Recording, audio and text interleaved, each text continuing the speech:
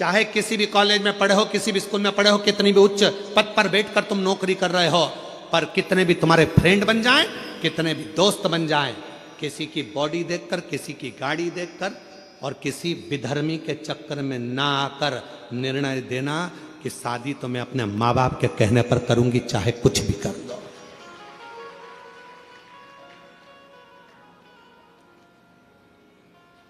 अभी अभी हम लोग बस्तर कथा करने के लिए गए तो एक गांव में हम लोग पहुंचे। जिस गांव में हमने जाकर थोड़ा सा मालूम करा तो बड़ा विचित्र खेल हमको मालूम पड़ा। विचित्र खेल था, थोड़ा मन कछोड़ गया उस खेल को देखकर।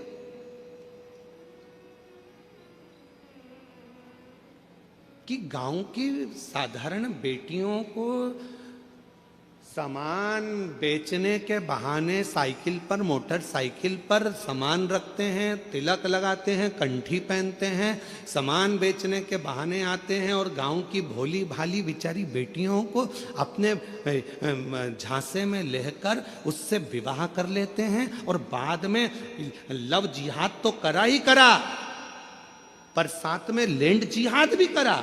उसको अपना बना लिया और उसकी जो प्रॉपर्टी थी, उसकी जो जमीन थी, उसको भी अपना बना लिया। ये भी चल रहा है। इसको बचना है, संभालना है।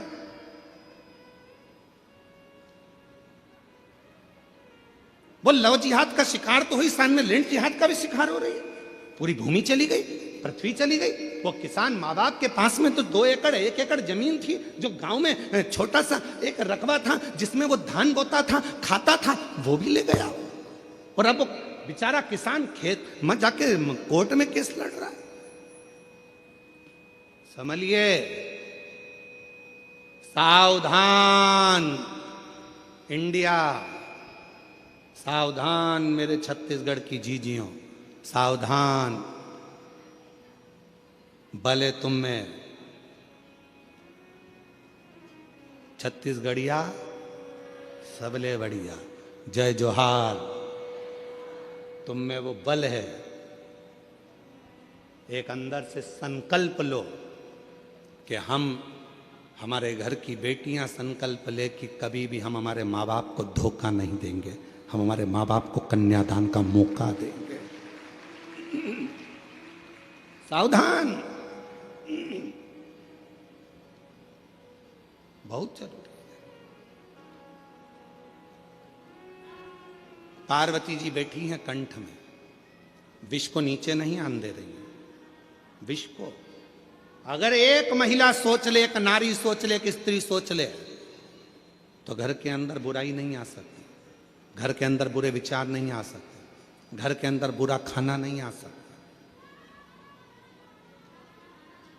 घर के अंदर बुराई, बुरा खाना नहीं।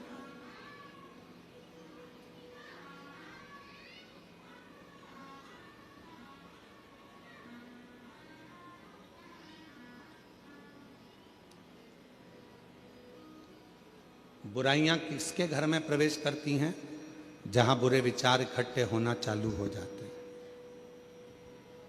बुरे विचार। कितने लोग बैठे हैं यहां पर जो रोज नहाते हैं?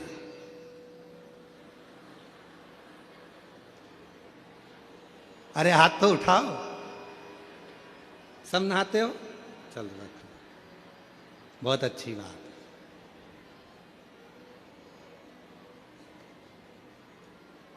कितने लोग बैठे हैं यहां पर जो रोज साबुन लगा के नहाते हैं? सभी साबुन लगा के नहाते हो? नहा लो, रख लो। काय के लिए नहाते हो? कोई ने तुमको नहाने का बोला? जम के बोलो नहीं। नहा क्यों रहे हो? शरीर पे गुरुजी मेल जम जाएगा। एक दिन नहीं नहाएंगे फिर मेल जमेगा, 2 दिन नहीं नहाएंगे फिर मेल जमेगा, 3 दिन नहीं नहाएंगे फिर मेल जमेगा। इतना मेल जम जाएगा तो जरा सा पानी डले ने यूं रगड़ो तो बत्ती बत्ती निकले, बत्ती बत्ती ऐसी। और इतना मेल जम जाए तो यहाँ रगड़ो नहीं तो ही बत्ती दिखे दादा, तो ही बत्ती। इसलिए नहाना, बोलो बोलो, जरूर। रोज का मेल रोज साफ होना चाहिए। उसी तरह याद रखना, अपने घर में अगर थोड़ा सा भी गंदगी आना चालू हो जाए, कोई मदिरा का पान करने लगे, कोई गलत भोजन करने लगे, गलत विचार लेकर आ रहा है, उसी दिन मेल को साफ कर दो, वरना वो मेल जम जाएगा। मेल जम जाए, वो मेल जमेगा। काय से आए हो आप लोग यहां पर कथा सुनने के लिए? पैदल, मोटरसाइकिल से, फोर व्हीलर गाड़ी से, बस से? बोलो तो जम के। मान लो बीच में मोटरसाइकिल खराब हो गई या उसका पेट्रोल डीजल खत्म हो गया, तो क्या करोगे उसमें? नली का पानी डाल लोगे? अरे बोलो तो जम के। नहीं, अगर नली का पानी डाल लो तो मोटरसाइकिल चले कि नहीं चले? अरे बोलो तो नहीं चले। क्या करेगी वो? अटक जाए। चलेगी क्या मोटरसाइकिल? नहीं चले। कौन बोल रहा है? नहीं, इधर से एक छोटा बच्चा बहुत प्रेम से बोल रहा है। कौन बोल रहा है? हाँ, आजा, दौड़ के आजा मेरे पास। आजा, दौड़िया, तू भी आजा, आजा, दौड़ के, जल्दी दौड़ के आजा।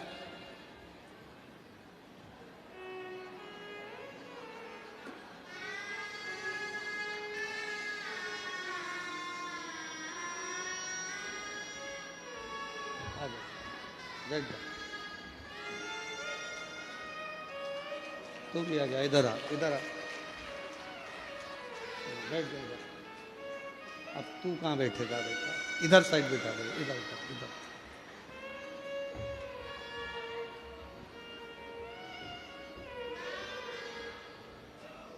बेटा इसको बैठ जा, बैठ जा, बैठ जा। नहीं बैठना, इसको उतार दे, उतार दे, इसको उतार दे। नहीं, गिर जाएगी, इसको उतार, इसको उतार, बिठा, तू बैठ जाएगा। मोटरसाइकिल नाली के पानी से चलेगी? नहीं। जम के बोलो जरा। नहीं, नहीं चलेगी। गाड़ी नाली के पानी से चलेगी? नहीं, नहीं चलेगी। तो ये शरीर दारू से चलेगा? नहीं, नहीं चलेगा। चलेगा? नहीं, नहीं चलेगा। अच्छी गाड़ी चलाना है तो अच्छे पेट्रोल की जरूरत है, और शरीर को अच्छा रखना है तो अच्छे भोजन और पानी की जरूरत है। इसमें गटर का पानी मत डालो, नाली का पानी। ये दारू का जो नशा है, ये गंदा नाली का पानी है। क्या है वो? पानी। गंदा नाली का पानी है। जरा साथ में बोलो। दारू क्या है? गंदा नाली का पानी है। इसको किसी को भी पीना नहीं चाहिए, नहीं पीना चाहिए। इसलिए क्या करना चाहिए? शिव कथा सुनो, गाड़ी भी चलाओ, होशियारी से चलाओ, सीट बेल्ट बांध के रखो, और नशे में रहकर गाड़ी भी मत चलाना, और अहंकार के नशे में घर भी मत चलाना। बर्बाद हो जाओ, बर्बाद हो जाओ। बोलो हार हार। चलो लो, तुम दोनों ने अच्छी कथा बाची, जोरदार। चलो सम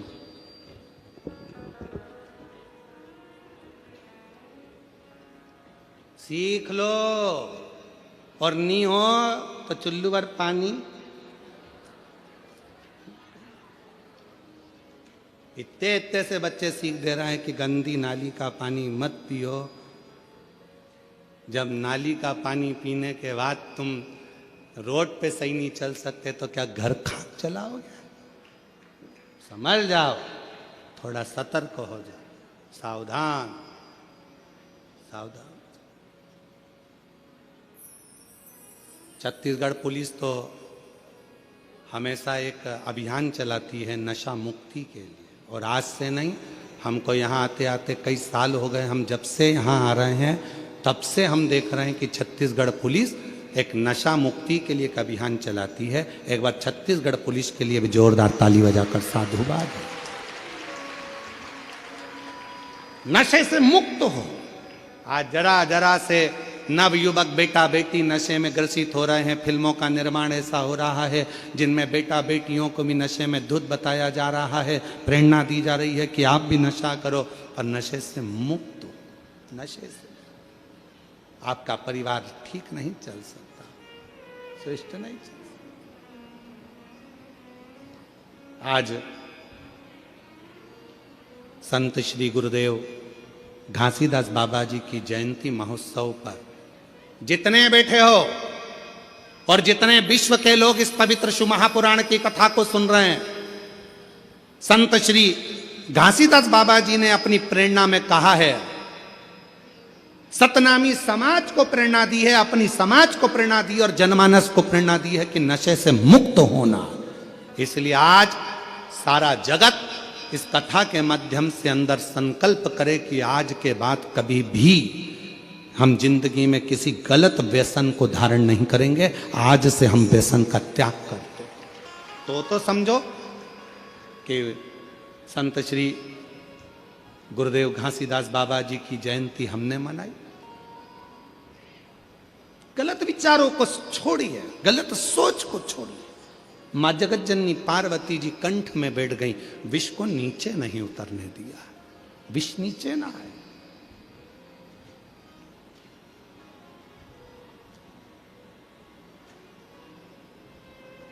ये विष जब नीचे उतरेगा तो बर्बाद कर देगा, बर्बाद।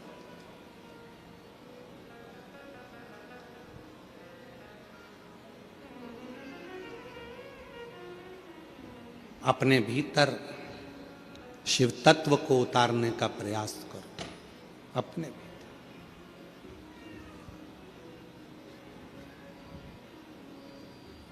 कल एक माता जी कह रही थी, अच्छा हुआ गुरुजी मैं कथा में आ गई। हमने पूछा क्यों माँ, क्या हो गया? कहा अच्छा हुआ गुरुजी अब तुम्हारी कथा अगली तो 6 महीने बाद आएगी, जून का महीना में, जुलाई का महीना में, सावन महीना में। कम से कम उस बीच में छत्तीसगढ़ की इस पवित्र कथा में, नगपुरा में 5 दिन की कथा सुनकर मेरे जीवन को तो सार्थक कर लिया। शिव तत्व को धारण करिए, भगवान शंकर की अविरल भक्ति को धारण करिए।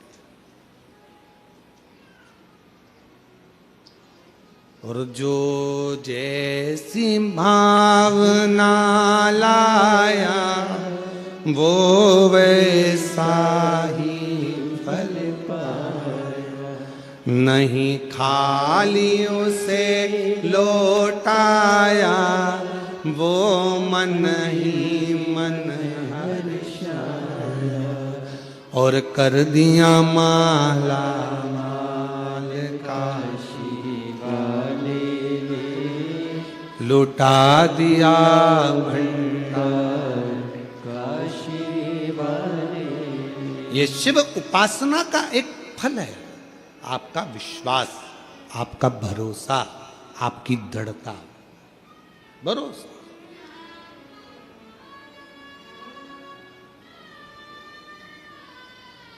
150 एकड़ के इस ग्राउंड में यह कथा हो रही है। शायद छत्तीसगढ़ का यह सबसे बड़ा ग्राउंड होगा जिसके अंदर यह कथा हो रही है। 150 एकड़ का यह ग्राउंड, और पंडालों के बाहर इधर भी देख लो, उधर भी देख लो, उधर भी देख लो, जहां तक देखोगे वहां शिव भक्त ही शिव भक्त बैठे हैं। और मेरी जीजियां कितने भाव से, धूप भी हो रही है, अपना छाता, अपनी पानी की 2 बाटल, अपने बिछाने का आसन अपने साथ लेकर चलती है, बैठ जाती है, अपना टेंट खुद लगाती है, कथा सुनती है और भगवान का भजन करती है। कोई मत, अपनी सादगी से, अपनी सादगी।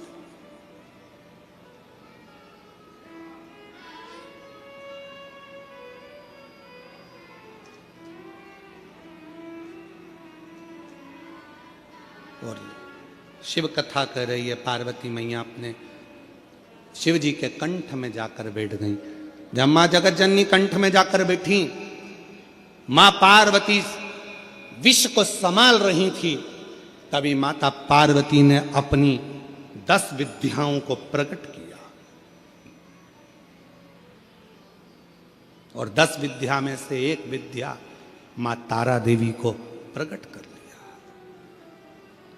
मां तारा देवी ने देखा शिव तो करहा रहे थे, कंठ पर जब विष पड़ा हुआ था शंकर भगवान करहा रहे थे, और जब करहा रहे थे तो मां तारा देवी ने उसी समय पर मां सरस्वती का आवाहन किया और तारा देवी के ही एक अंश भाव से, मां जगत जननी के अंश भाव से मां सरस्वती जैसे ही प्रकट हुई, कंठ में बैठ गई, बैठकर स्वर की नाद करने लगी।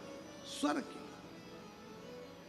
देखिएगा जरा, 2 हुए हैं, एक शंकर भगवान का भक्त और एक स्वयं देवाधिदेव महादेव।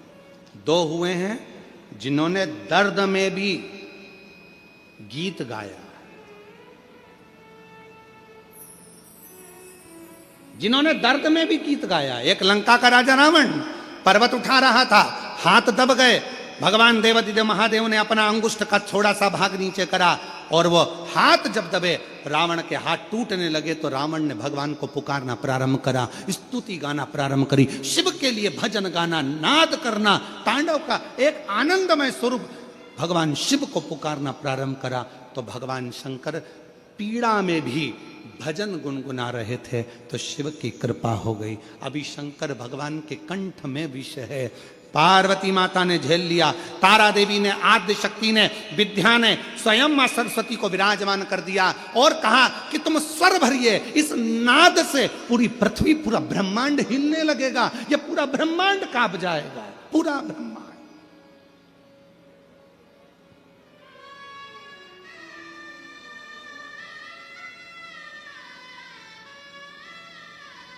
और ये पूरा ब्रह्मांड हिलेगा, इसलिए शिव के नाद में भी आप स्वर दीजिए, स्वर। और सत्यता है मेरी जीजियों, अगर शिव महापुराण में लोग कहते हैं शिव पुराण में क्या है, शंकर की कथा में क्या है, शिव पंडाल में बैठकर कथा सुनने में क्या है, कथा बैठकर सुनने में क्या मिलेगा, क्या प्राप्त होगा, कैसे मिलेगा, क्या मिलेगा। कभी जीवन में अगर मौका मिले, एक बार किसी पंडाल में 5 दिन 7 दिन रहकर शिव महापुराण की कथा सुनकर देखिएगा, जिंदगी में जो कहीं नहीं मिला वो मेरा कुबेर भंडारी देकर जरूर जाएगा, देकर जाएगा। जब भी तो ये 150 एकड़ का इतना बड़ा प्रांगण, 150 एकड़ की ये भूमि और जिसमें इतना विशाल पंडाल और पंडाल के पार पार पब्लिक और भक्त क्यों आए। किसी के यहाँ कोई चावल देने के लिए, कोई निमंत्रण देने के लिए कोई नहीं गया। बोलो आपके यहाँ कोई आया था क्या निमंत्रण देने? जम के तो बोलो जरा। नहीं। कोई पत्रिका देने आया था? कोई प्रचार किया था तुम्हारे गांव में आके माइक से? कोई होर्डिंग लगाया था तुम्हारे गांव में आकर किसी ने? कुछ भी नहीं। ना किसी गांव में होर्डिंग लगा, ना पत्रिका गई, ना चावल गया, ना निमंत्रण गया, ना कुछ गया। जैसे शक्कर के डब्बे को चींटी ढूंढती है, उसी तरह शंकर का भक्त शंकर की कथा को ढूंढ कर पहुंच जाता है। उसको तो बस मालूम होना चाहिए कि मेरा शिव कहाँ है, कहाँ बैठा है, उसका भजन मुझे कहाँ करना है, कैसे प्राप्त करना है। एक लोटा जल, आवाज नहीं आई, एक लोटा जल, बोल बम का नारा है, श्री शिवाय नमस्ते। शिव को भजन, शंकर। और महाराज सरस्वती ने स्वर देना प्रारंभ करा और जो सरस्वती ने स्वर दिया, कंठ में विराजमान होकर बैठी साधना तप कर रहे।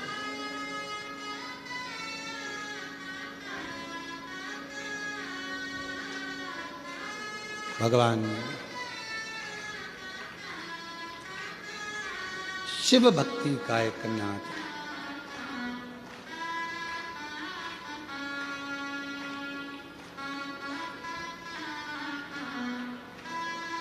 और जब भगवान देवाधिदेव महादेव को मां सरस्वती ने कंठ में बैठकर जब नाद किया, नाद, जो सरस्वती माता ने जो स्वर लगाए अंदर बैठकर जो शिव कराहा रहे थे, उसमें से भी स्वर निकल रहा था।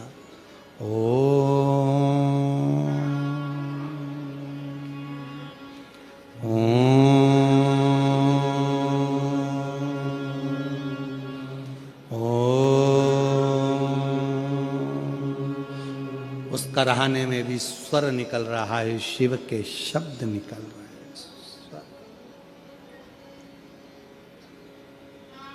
विश्व रुका,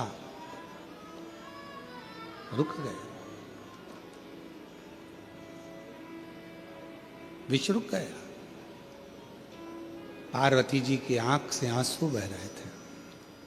मेरे पति के शरीर में अगर ये विष चले जाता तो मेरे पति तो समाप्त हो जाते। पार्वती जी विचार कर रहे, ये पार्वती जी सोच। पर आज मेरे पति के कुछ नहीं हुआ, क्योंकि मैंने विष को रोक दिया। मेरी जीजियों, आपसे भी निवेदन है, अपने घर में आने वाले विष को, अपने घर में आने वाले गलत भोजन को, गलत विचारों को, गलत सोच को, गलत दृष्टि को आप रोक सकती हो। रोको, रोकिए।